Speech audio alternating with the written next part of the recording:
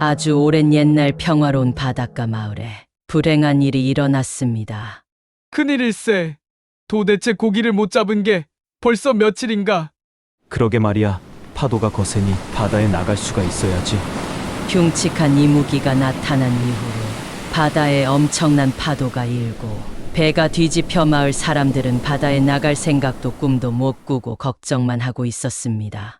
마을 사람들은 마침내 이무기에게 제물로 처녀를 바치기로 했답니다. 제비에 뽑힌 처녀는 마을에서 가장 예쁘고 착하기로 소문난 처녀였어요. 처녀는 어머니와 둘이서 살고 있었습니다. 처녀가 마을 사람들에게 잡혀가기 전날 밤, 어미가 되어 널 지켜줄 수 없다니 미안하구나. 어머니 제 걱정은 마시고 부디 건강하셔야 해요.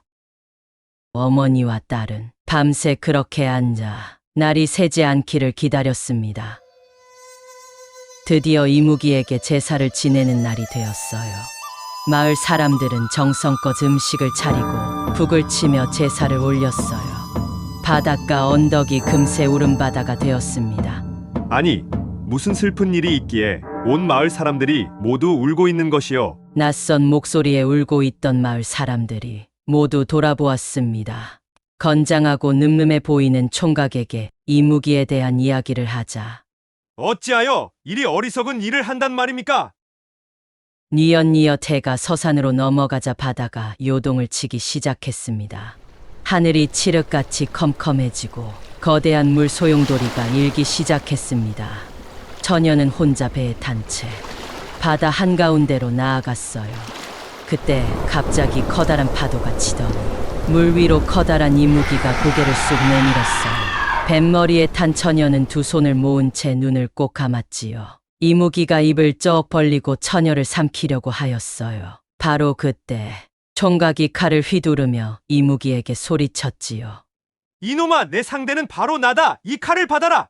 겁도 없는 녀석이군. 목숨이 아깝지도 않느냐. 화가 난 이무기는 쩌렁쩌렁 외쳤어요. 하지만 총각이 큰 칼을 힘차게 휘두르는 순간 이무기의 머리가 댕강 떨어져 나갑니다. 이무기는 무시무시한 비명을 지르며 바닷속으로 가라앉았어요.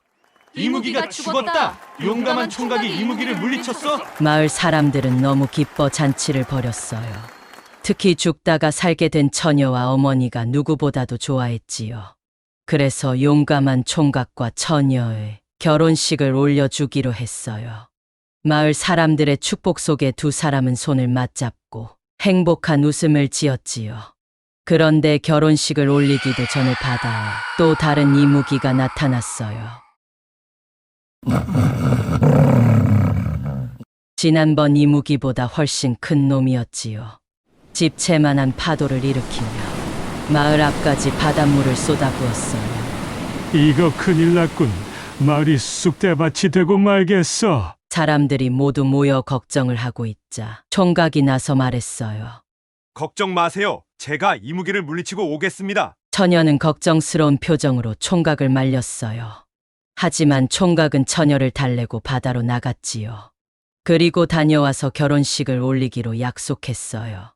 이무기를 물리치면 배에 흰색 돛을 달고, 물리치지 못하면 빨간색 돛을 달고 오겠소. 처녀는 족두리를 머리에 쓰고 예쁘게 단장을 한 채 날마다 바닷가에 서서 총각을 기다렸어요. 총각이 떠난 지 100일이 되던 날, 저 멀리 배가 나타났어요.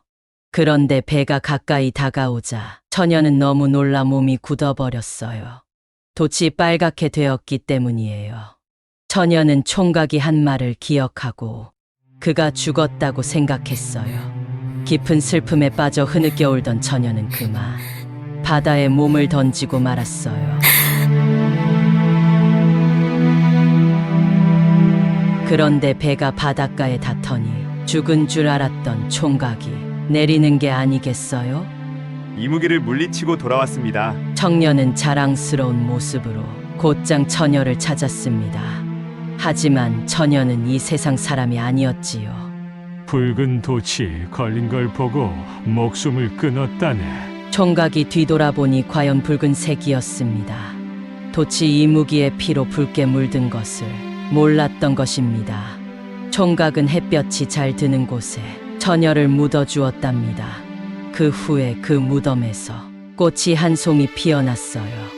족두리 모양을 한 그 붉은 꽃은 100일 동안 활짝 피어 있었어요.